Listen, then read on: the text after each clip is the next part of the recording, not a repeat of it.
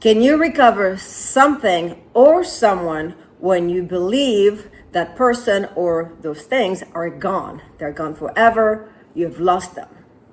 All right. Hi, everyone. My name is Caroline. I am a coach here at Create Your Future. We are a platform who talk law of assumption. And today the topic is on how to bring back into your life something or somebody that you believe is lost, gone forever. So before we start, we have a free course. You will find the information in the box below on how to identify your blocks and overcome them really fast. Also, you have all the information if you want to do one-on-one coaching with me. So I have several affirmation tracks, 22 or 21 tracks on all different type of topics, which are amazing to play, and just rehearse in your mind the affirmations. Because this is how you rewire your brain, right? A belief is an affirmation that you repeat enough times that now your brain integrated and accepted as a truth. So by repeating those affirmations on a specific topic, you rewire your brain. And this is how you train your brain to believe a different way, to manifest, to attract, to get into your life what it is that you want. All right, so I have topics such as, yes, I am a catch. My SP is moving, my SP is specific person. My specific person is moving mountains for me. Pregnancy, marriage, proposal, how to get an ex back, how to get texts from a text, how to get back into communication, health, money, the best year yet, which I love that one. I use it all the time. And you know what? Indeed, every year is better than the last. Last summer, not this past summer, 2024, I had an amazing summer. I traveled around the world for 3 months and I did not know how I was going to top this, and just finished summer 2025 and it was even better. All I had to do is to stay on my core belief that every year is even better than the last, the best year yet. Nothing was planned, but I trusted the process that everything will fall into place in perfect time. And I would always have the perfect people come my way to share with me those amazing experiences. So, I'm not just saying those titles and throw them at you out of the blue. Everything I'm talking about, it's because I practice and it works for me. Did it always work? No. We are talking about a life of trial and errors. And this is how you improve, right? This is how you improve. So you test the water, you see what works for you. Some people like to just affirm, some people like to script. So whichever works for you, then you go for it. There is no blueprint that says this is one method and everybody has to apply it. Because one method to one person can become something extremely gruesome or a huge chore for another, and that defeats the purpose. So the moment it becomes hard work, something you have to really do in order to get, it's not coming to you. It creates resentment, it creates blocks, it creates all kind of energies that interfere between you and your desired goal. So the affirmation tracks are a great tool to help you stay on, one track of thinking. It's just to retrain your brain. Practice thinking a certain way, right? If you're thinking, my SP blocked me, my SP specific person ghosted me, they don't want to talk to me anymore, they want nothing to do with me. Well, if that's what you believe, then this is what you're getting, right? So by consciously choosing a mental diet where you redirect your thoughts on a different path that will lead you to the goal that you want, right? So that's when we use those tools. So playing them, and then you repeat after each sentence. So a track can have 100, 200 different sentences on one topic, and they all, go around the same goal, but said differently, so that can trigger different pathways for you. And then the repetition makes you now feel that way. And when you feel that way, you believe it more, but you're going to first believe it unconsciously. And then it's going to be normal. And when it becomes normal, things happen the way you want them to happen. I also have all the hypnosis pre-recorded tracks still on sale, 50% off. So you just put the, in the section, the coupon code SAVE50. All right. So let's read a comment from a subscriber. And from there, we are going to develop. Hello. I was robbed. Please do a video on affirmations to recover stolen property and restoration. Thanks. Okay, so we are going to go with this and then realize that we can apply it for a specific person as well. So what is the situation? The situation we observe. Okay, we observe what we call our 3D reality. What's happening? We were robbed. Property was stolen. Good. That's the starting point. We're not going to fight it. We observe, this is it. And then we go within and we say, all right, I have a choice. I can accept the fact that my property was stolen and it's gone, it's lost, and it can be a difficult road to recover. It's going to be nearly impossible to find out who did it and what happened to the property, right? Now we can logically think in a way that only leads us to not recovering the stolen property. Or we can understand the principle of the law of assumptions, where circumstances don't matter, you know the phrase, right? Meaning that anything that's happened, anything that you see in your 3D reality is what we called old news. Meaning, all right, somehow I created this in my reality. I created it. There's no one but me, because I am the only consciousness in this quantum bubble, right? So only I was able to create this, no one else. Why did I create such a situation that's extremely uncomfortable, extremely irritating, infuriating?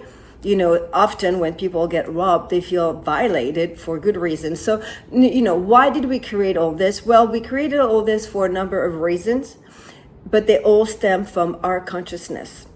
Unconscious beliefs that emerge from past traumas, or something that we have witnessed and then accepted as a fact. It's done most of the time unconsciously. We don't say, oh, I am choosing for tomorrow to be robbed. No, of course not. So this is all done on a different level. But the important point is to remember, it comes from you. You as a consciousness, not a decision that you made, right? So unconscious creation. The whole point here is to learn how to consciously create. So how do you consciously create? Well, you pay attention to your thoughts. You pay attention to your beliefs. You pay attention to your assumptions. You study them. You recognize them. And this is how you pinpoint your blocks. And then from there, you make the conscious decision to rewrite how things should be. And you create mantras, you create affirmations that you can, once again, repeat until they become an integrated belief, which will push out in your 3D reality. So you can change any circumstances. How long does it take? Well, it all depends. Technically, it's instant. Now, depending on your level of trauma, blocks, it might take longer to overcome, which is fine. The journey, the process is beneficial. Don't put yourself down. Don't criticize or judge yourself because it's taking longer. And for someone else, it was instant.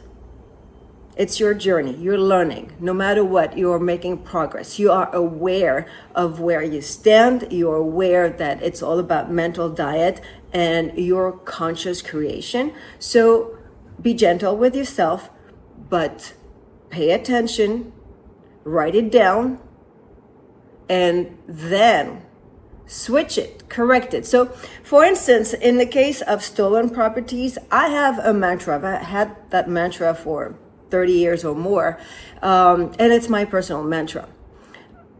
You don't have to say it.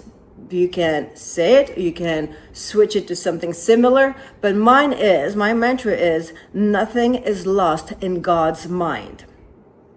And the energy of God is within my consciousness. It's me as well. It's me, right?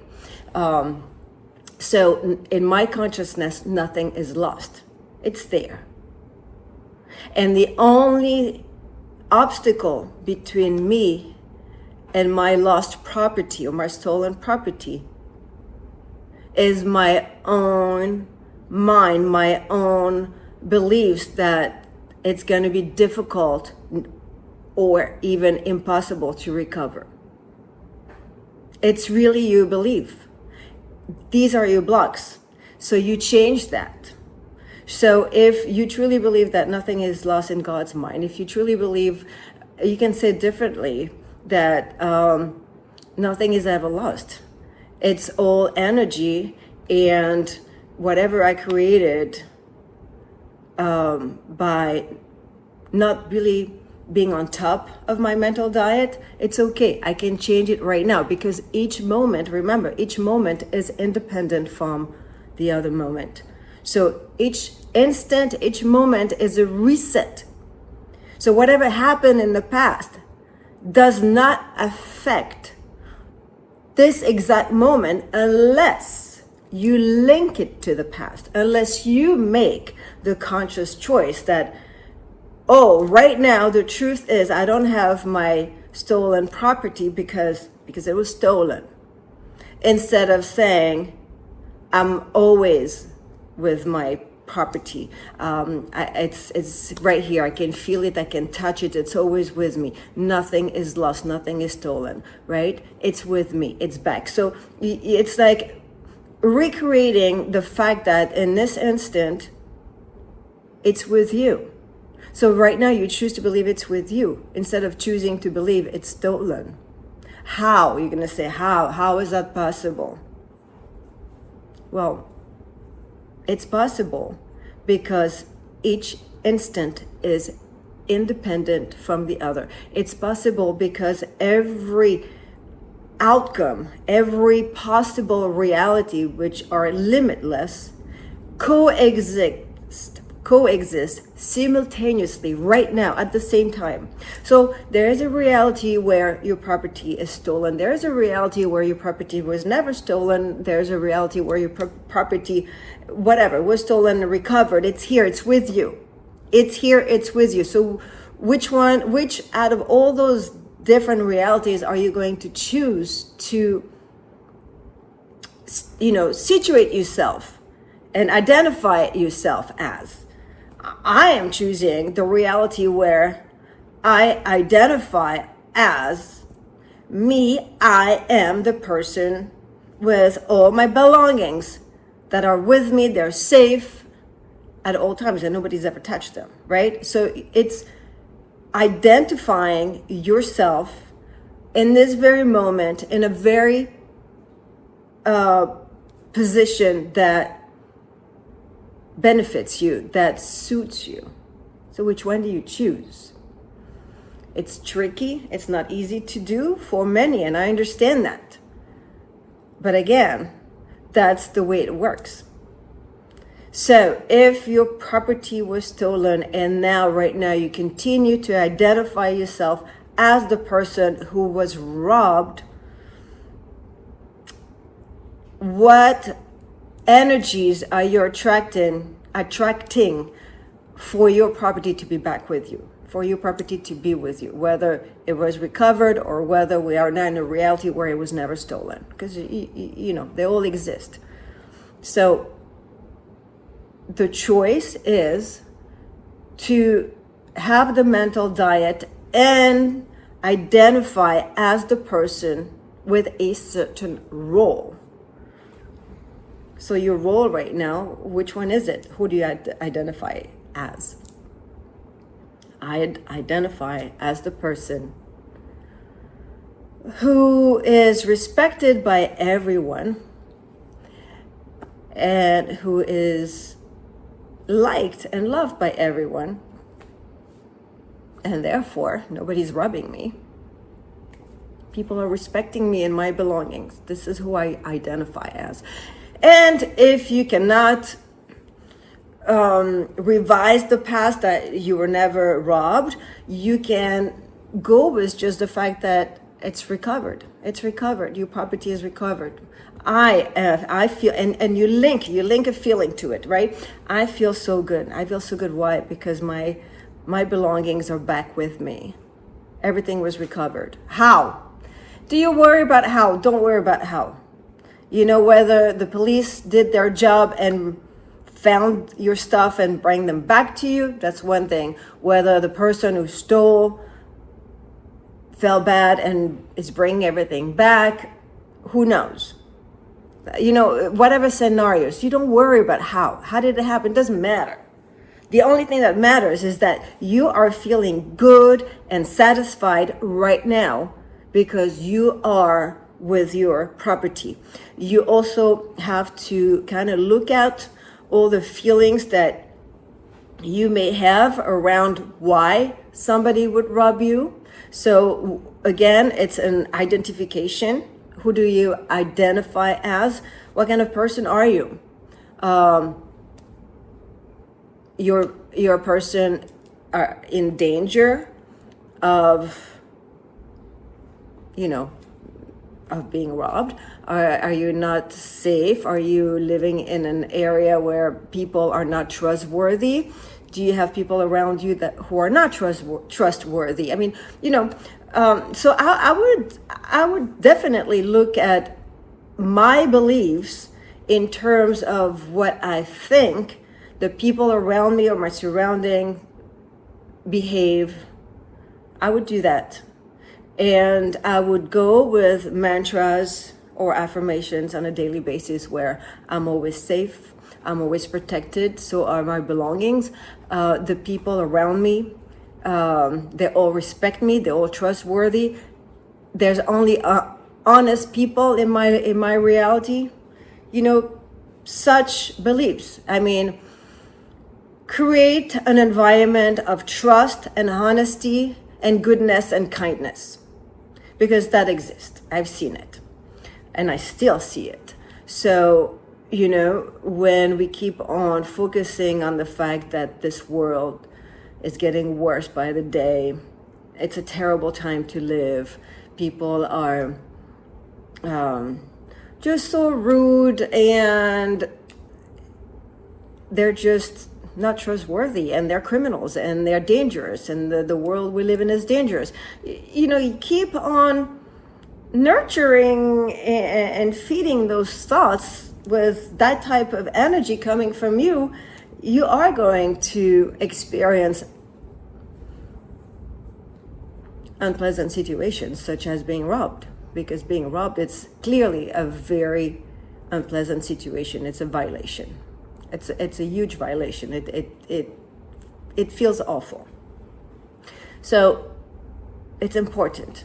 It's important to be aware of how you see the world, how you see your community, how you see people, and how you talk about them. And I would totally change that, or make sure that I say it, I affirm it. I'm safe. I'm surrounded by respectful, honest, trustworthy people at all times. People are kind, people are nice, people are smiling, people are polite, people are respectful, people are just kind, people are good-hearted, really.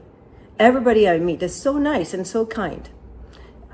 You know, it's not being delusional, it's really choosing to see this in your reality. And you will see that you can have a friend next to you who is very negative in that aspect, who feels that everybody is a criminal and just a scumbag, right? And you have those words. Just watch how different your experience in the same even, community, it will be completely different. You are not going to go through the same thing, because one will always experience their assumption. So it's very important to always go back within and kind of dig a little and see, okay, how do I feel truly? What am I saying about those people? And it's the same process for your specific person. How do you feel about your specific person in terms of how you think they think about you?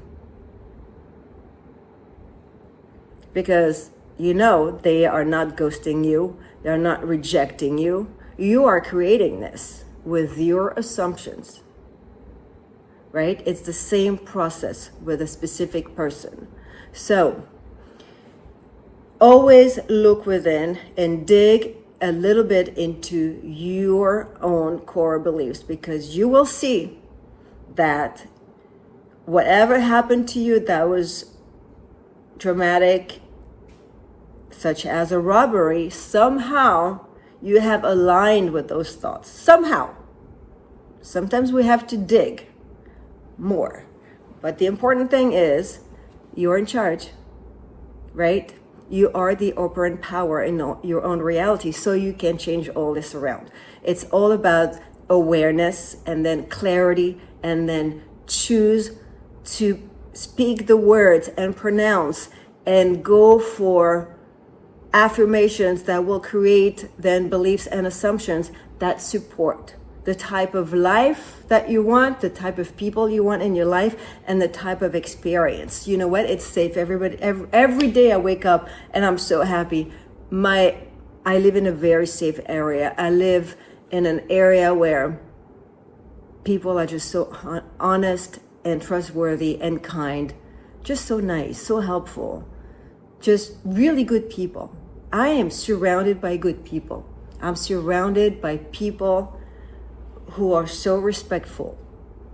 Just go with that. Go with that and see how your experience will shift. All right, guys. So thank you for watching this video. As always, if you haven't yet, please subscribe. And if you like the video, put a little thumb up. Until next week, love everybody. Bye.